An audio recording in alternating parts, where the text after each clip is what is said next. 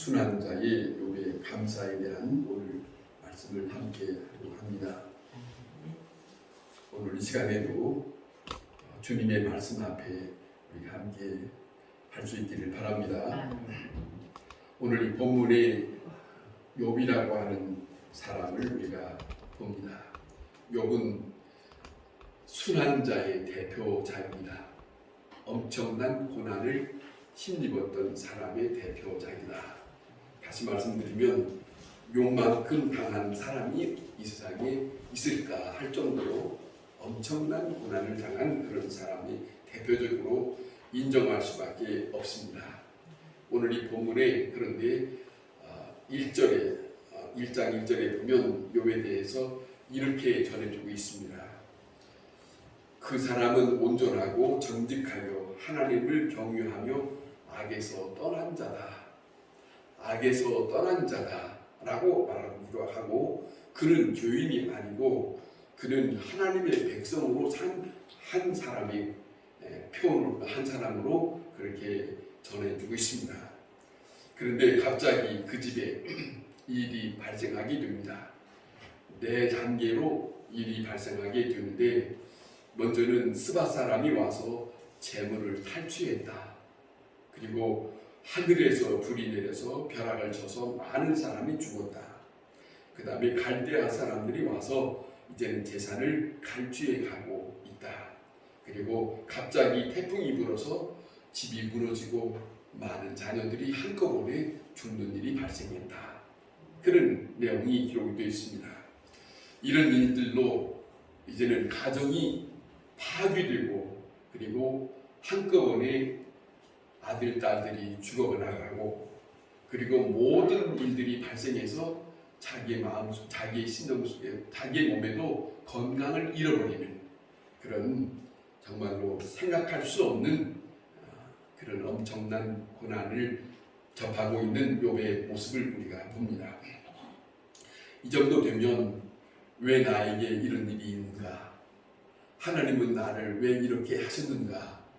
내가 하나님 앞에 무슨 죄를 지어서 이러는가? 그런 생각을 할 수 있는 그런 입장입니다. 그런데 오늘 여기 본문에 보면은 욥은 고난 중에서 하나님을 생각하는 입장을 가지고 있습니다. 자기에게 재산을 탈취해 갔던 그런 자들을 생각하지 않고, 또 천대지변으로 일어났던 그런 것을 생각하지 않고, 나를 괴롭히는 원수를 생각하지 않고 오직 하나님과 나와의 관계를 말씀하고 있다. 그 생각을 하고 있다 하는 겁니다. 이렇게 생각하는 가운데 그가 고백하는 것은 이렇게 말합니다. 주시는 자도 하나님이시요 걷어가시는 이시도 하나님이시다. 그렇게 고백하고 있는 것을 두루 쓰십니다. 무슨 말씀이냐면, 내가 그동안에 전에 부자로 살았던 일들이나, 그리고 그 부자로 살았던 모든 여건을 만들어 주시는 이는 하나님이시다. 또 이렇게 걷어가시는 이도 하나님이시다. 이런 엄청난 일을 통해서 한꺼번에 갑자기 모든 걸 다 잃어버린 것도 하나님과 나 사이의 일로 말하고 있는 것이에요. 흔치 않지요. 사람들에게 입장에서는 저 사람이 왜 그랬을까? 왜 갑자기 천재지변에서 왜 이런 일이 있을까? 이런 것을 탓하는데, 욥의 마음에는 그런 것을 말하지 않고 오직 엄청난 일을 당하고 난 이 현실에서 하나님과 나 사이의 일을 말하고 있다 하는 것을 우리는 다시 한번 접할 수 있어야 할 것입니다. 자, 이런 입장에서 우리가 생각하는 건 이겁니다. 내가 바르게 살아서가 아니다. 그거죠. 또 내가 거룩함이 있어서 그런 것도 아니고, 내가 선을 베풀어서 내가 지난날에 자살했던 것도 아니고, 모든 것은 하나님의 은총으로 내가 그렇게 부자로 살았고 영광을 누리면서 살았던 그것은 다 하나님께서 주신 것이다. 그렇게 고백하고 있어요. 여러분, 우리가 함께 다시 한번 생각하면 하나에서 10가지 그 모든 것이 다 하나님으로부터 주어졌고, 하나님으로부터 우리에게 베푸신 은혜가 거기에 있음을 생각해 볼 수 있습니다. 그것을 우리는 생각해야 되는데 내 의가 아닙니다. 내가 기도를 많이 해서 내가 진실해서 남에게 내가 나쁜 일을 하지 않아서 나는 어떤 일이든지 남에게 그르치는 일을 하지 않아서 하나님이 나에게 복 주신 거다 이런 생각을 하는 거 아닙니다. 모든 것이 다 오직 하나님의 다스림 속에 하나님의 입장에서 내게 행하신 일이다 그렇게 생각하는 것이 믿음의 사람들의 고백이어야 할 것이다 그런 말씀입니다. 여러분 우리가 당하는 이 악조건 속에서도 하나님의 은혜를 생각할 수 있어야 합니다. 평소에 좋은 일이나 평소에 어려운 일이나 힘든 일이 있다 할지라도 우리의 믿음의 사람은 하나님 앞에서 똑같은 입장을 벗어나서는 안 된다 하는 것이에요. 이때도 감사하고 이런 때도 감사하고 그 마음이 변함이 없어야 된다 하는 것이에요. 하나님의 사람이라면 말입니다.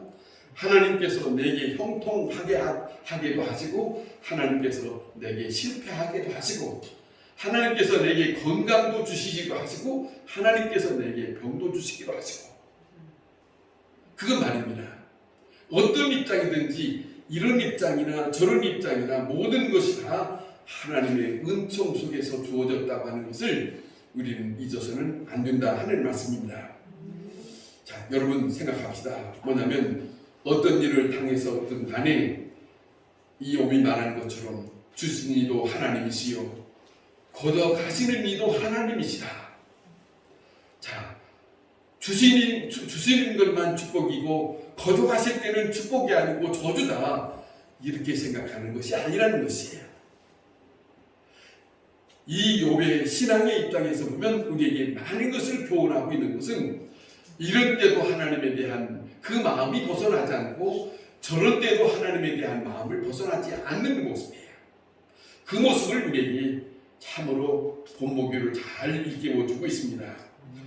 욥을 우리가 생각하면 이런 모습을 우리가 부러워할 수 있습니다. 신앙인으로서 뭐냐면 현재 당하는 고난 속에서 과거에 받았던 하나님께서 내게 행하였었던 그 은총을 다시 기억하면서 감사하는 거예요. 많은 사람들은 어떤 입장이냐면 지난날에 잘 지내왔어요. 그런데 갑자기 오늘 변동이 생겼어요. 이 변동 생긴 것 때문에 오늘 현재적인 이것에 대해서 집착하기 때문에 건강할 때는 축복이라고 하지만은 병들 때는 하나님이 나에게 왜 이러십니까? 이래요. 그런데 그것이 아니라 지난날에 오늘 현재에 병들었다면 지난날에 하나님께서 내게 건강을 주신 것 그걸 생각하면서 오늘 감사할 수 있어야 된다는 거예요. 욥의 입장에는 지난날에 부자로 살아요. 동방에 그만한 부자가 없다고 할 만큼 부자의 영광을 누리고 살았어요. 지금 오늘 현실에는 모든 것이 다 빼앗기고 망가지고 죽어가고 자기에게 병까지 오고 심지어 자기와 함께 살았던 아내는 요즘 있는 하나님을 욕하고 죽으라라고 그렇게 말하고 도망간 그 여인까지 있음에도 불구하고 그 현실이 모든 것이 생각할 수 없는 일이 지금 벌어졌지만은 이욥의 마음에는 차분히 하나님을 생각합니다. 지난날을 생각하면서 주신 이도 하나님이십니다. 그러니 오늘 이것 하나님께서 이렇게 하시고 거둬가시는 이도 하나님이십니다 라고 고백하는 이분의 신앙을 한번 생각해 볼 수 있을 것이다. 그것이에요. 자, 우리가 분명히 잊지 말아야 할 것은 현재의 입장을 과거의 입장에 하나님께서 베푸신 것을 우리는 감사할 수 있어야 한다. 그것을 우리가 기억해야 됩니다. 이스라엘 백성들이 하나님 앞에 큰 죄를 범한 이유는 이겁니다. 한번 생각해 보세요. 이스라엘 백성이 예굽에 있을 때 400년이 넘도록 엄청난 힘든 억압 속에서 살지 않았습니까? 노예로. 그들이 밖으로 나올 수 있는 입장은 한 번도 없어요. 하나님이 하셨어요. 그들을 하나님께서 벗어나게 하시고 그들을 자유케 하셔서 그들을 광야로 데리고 나오게 하시지 않았습니까? 광야에 나오면서 그들에게 어려움이 있습니다. 물이 없다, 먹을 것이 없다, 뭐 이런 것 때문에 불평합니다만은 홍해 앞바다에 있을 때도 이제는 우리는 왜 여기까지 우리를 데리고 왔느냐라고 불평이 많습니다만은 그들은 그럴 때마다 현실의 어려움을 당할 때마다 어떤 생각이냐면 지난날에 예굽에서 힘든 일을 했던 엄청난 그 고난을 당하고 있는 그런 걸 그 속에서 건져낸 하나님을 생각하지 않고 지금 현재에 물이 없다고 지금 현재 지난날에 과거에 예굽에서 먹었던 고기가 없다고 지금 홍해 앞바다에 있다고 지난 과거에 하나님께서 끌어내었던 그 은총을 다 저버리고 원망과 불평했던 일이 저들에게 하나님 앞에 큰 죄가 됐습니다. 그것을 사도 바울이 많은 세월이 지난 가운데 이스라엘 백성들에게 이걸 다시 말하기입니다. 이런 죄가 있다 하라고 말하는 성경에 기록된 말씀이 있습니다. 오늘 현대에 좀 어려운 일이 있습니다. 내 뜻대로 안 되는 일도 있습니다. 지난날 받은 은혜에 대해서 우리는 잊어서는 안 된다 하는 말씀입니다. 오늘까지 받은 많은 은혜를 절대로 잊어서는 안 된다. 자, 욥의 신앙 고백 속에서 다시 한번 듣는 말씀은 이겁니다. 주시는 자도 주시는 이도 하나님이셨고 다시 걷어가시는 이도 하나님이시었다라고 하는 것은 지난 과거에 대한 것을 잊지 않고 오늘 현재에 대한 것도 다시 하나님의 앞에 입장에서 주셨던 그분을 생각하고 오늘 다시 이 입장에서 걷어가시는 이도 하나님이시구나. 여전히 자기가 믿는 하나님에 대한 마음을 전혀 저버리지 않는 모든 것이 다 하나님이 하시는 일이다. 그 일을 내가 왜 원망하랴? 이 욥기에 대해서 욥은 이런 일을 당하면서도 한 번도 입으로 원망의 말이 없다는 것이 특징이에요. 자, 뿐만 아니라 내일 장차 주실 하나님의 은총을 그는 기억하고 있습니다. 하나님을 감사에 찬송을 합니다. 끝까지 은총을 믿고 있습니다. 고난 중에서 생각합니다. 다 잃어버린 중에서 생각합니다. 하나님이 주신 것 다시 주실 것이다 라고 다시 고대하고 그 하나님을 욕하지 않습니다. 그 하나님에 대해서 원망하지 않습니다. 왜?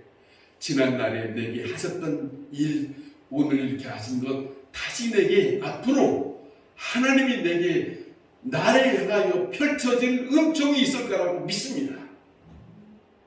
그 고백을 합니다.